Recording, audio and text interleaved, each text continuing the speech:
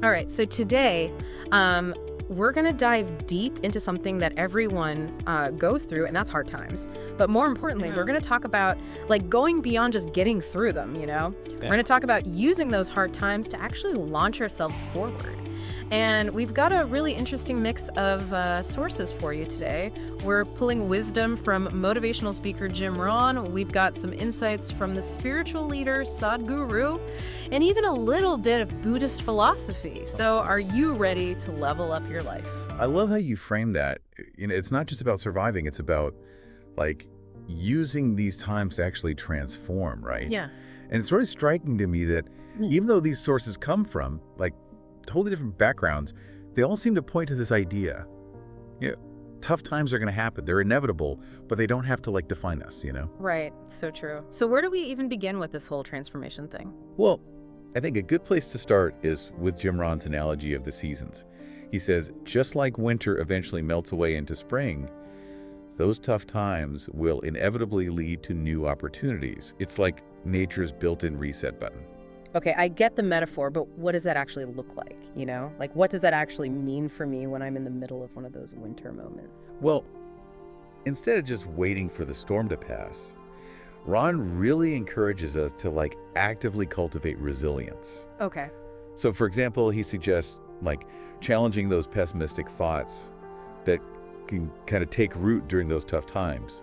Yeah. So if you catch yourself thinking, I'll never recover from this, try countering that with something like, okay, this is really tough right now, but what's one small step I could take today to start moving forward? So it's about shifting from being passive to actually like taking action, even if it's a small action at first. Exactly.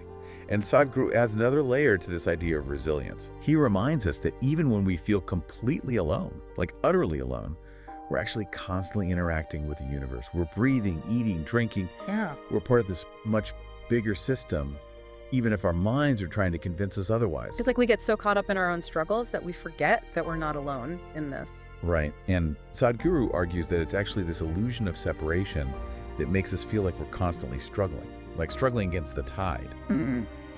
But when we recognize our interconnectedness, we can tap into this like source of strength that's always available. Okay. So the first step in navigating hard times is building up that resilience, both through action and through recognizing that connection to something bigger than ourselves. Exactly. I'm already feeling empowered. That's the spirit. And that actually leads us perfectly into the next crucial step, which is harnessing the power within. Okay. Ron emphasizes this incredible human capacity for change. He believes that we can shift our attitudes, our income, even our abilities, whenever we choose. Really? But if that's true, then why don't we all just snap our fingers and change everything right now? Well, it's not always easy, of course, but the point is that we're not fixed.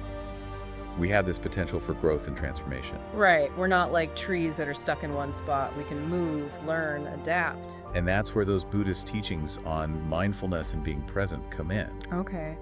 They emphasize the power of just becoming aware of your breath. Yeah.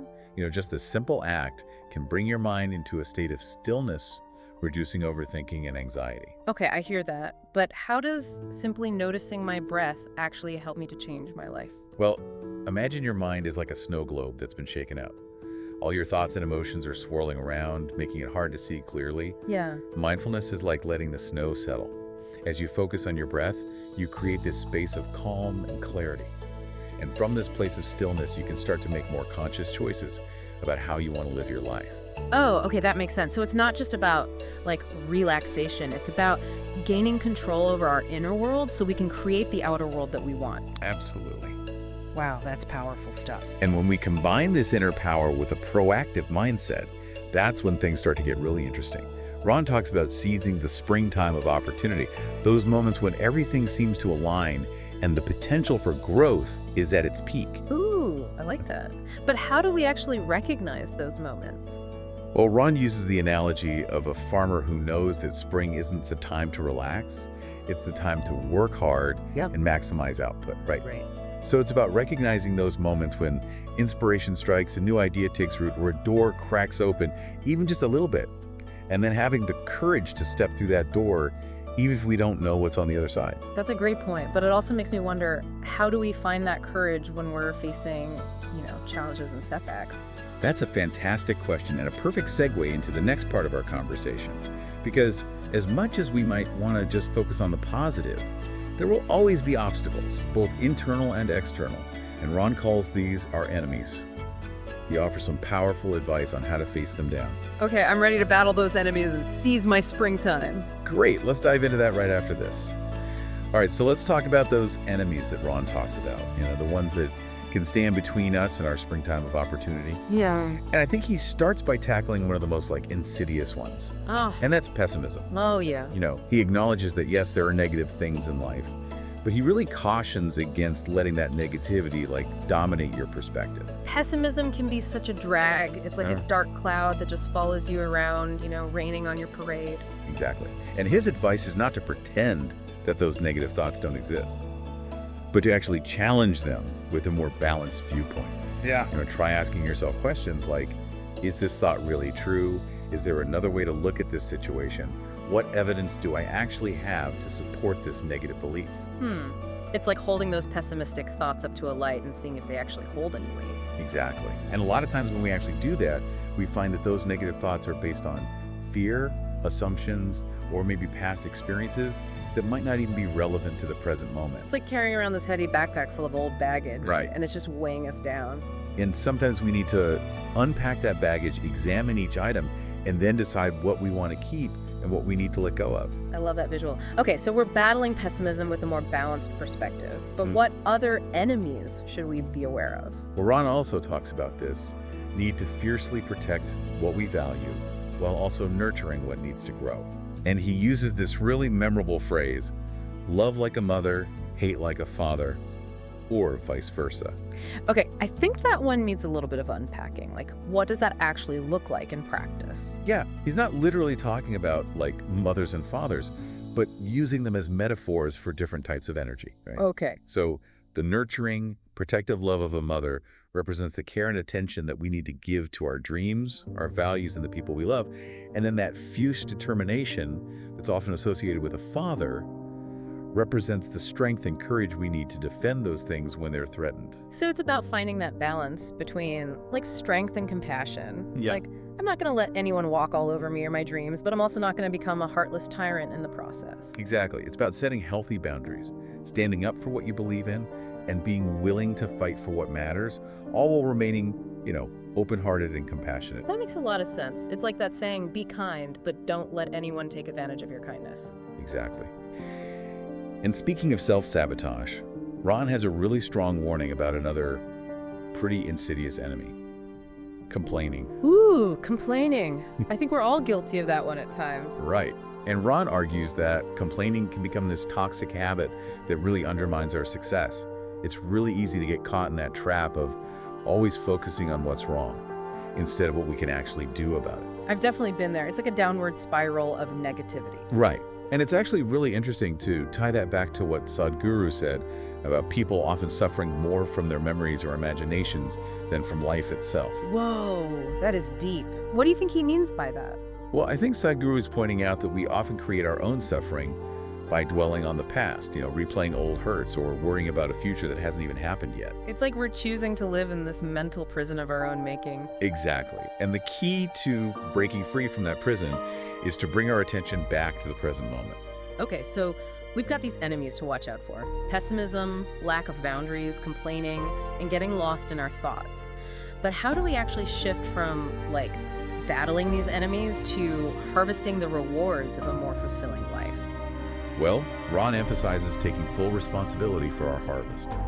It's not about blaming others or making excuses, but recognizing that we have the power to choose our thoughts, our actions, and ultimately our response to life's challenges. That's a powerful reminder. It's about owning our choices, even the ones that maybe didn't lead to the outcome that we wanted. Exactly.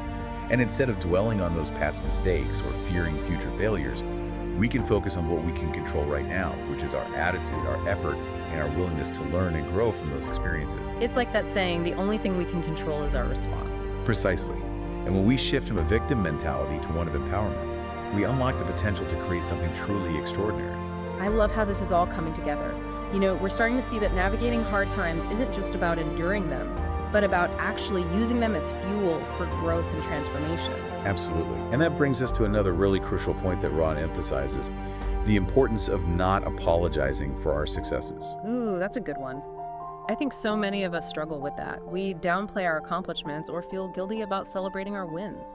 Yeah, and Ron argues that if we've worked hard, helped others, and made a positive impact, then we deserve to own our successes without shame or apology.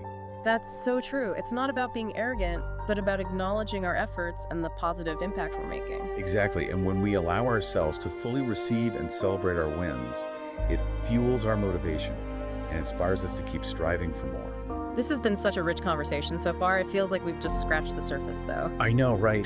And I think that's the beauty of it. It's a journey of ongoing exploration and discovery. So as we kind of wrap up this part of our deep dive, I want to encourage everyone listening to think about those personal rhythms, to embrace the full cycle of life with all its seasons, and remember that within each of us lies the strength, wisdom, and resilience to create a life that is both meaningful and fulfilling. And never forget, even in the darkest of winters, spring is always on its way.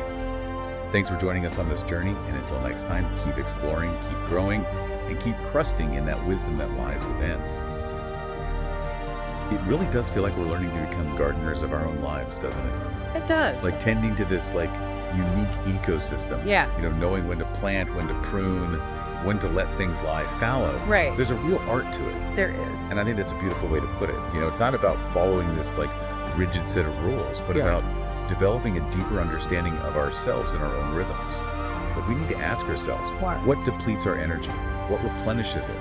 What are our personal signs that we need to shift gears to move from a season of action to a season of rest, or vice versa? It's interesting. We often talk about burnout in the context of work, but maybe it's actually a much broader concept. Could we be burned out on certain emotions, relationships, even thought patterns, if we're always in fight mode, battling all these enemies that Ron talks about? Maybe even our white blood cells need a break sometimes. Wow, I love that. That connects back to what Sadhguru said about suffering our memories and imaginations. Yeah. What if part of that suffering comes from not allowing ourselves to fully process those experiences, to integrate them rather than constantly replaying them or pushing them away? So maybe a personal winter isn't just about relaxation, but also about reflection. Yeah. A time to sit with those difficult emotions, learn from them, allow ourselves to heal, almost like composting those experiences and turning them into fertile ground for future growth. Exactly. It's not about ignoring the hard stuff, but giving ourselves the space and time to transform it, to turn those enemies into allies, those challenges into opportunities for deeper understanding. And I think that takes a lot of courage, the courage to face ourselves honestly, be present with our pain, and trust that we have the inner resources to move through it. And maybe that's where the real springtime magic lies. Not just in seizing those external opportunities, but in actually cultivating that internal resilience, that ability to bounce back from setbacks, to learn from our mistakes, and to emerge from those winter periods stronger and wiser. That's beautiful. And I think if we can connect this to the bigger picture, maybe that's what it truly means to thrive in life. It's not about avoiding the hard times, but about developing the capacity to navigate them with grace and wisdom, to use them as fuel for our growth, and to emerge from them with this deeper understanding of ourselves and our place in the world.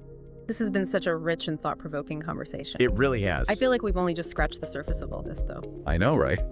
But that's kind of the beauty of it all. It's this journey of ongoing exploration and discovery. So as we wrap up this deep dive, I want to encourage you, the listener, to reflect on your own personal rhythms, to embrace the full cycle of life with all its seasons, and to remember that within you lies the strength, the wisdom, and the resilience to create a life that is both meaningful and fulfilling. And never forget, even in the darkest of winters, spring is always on its way.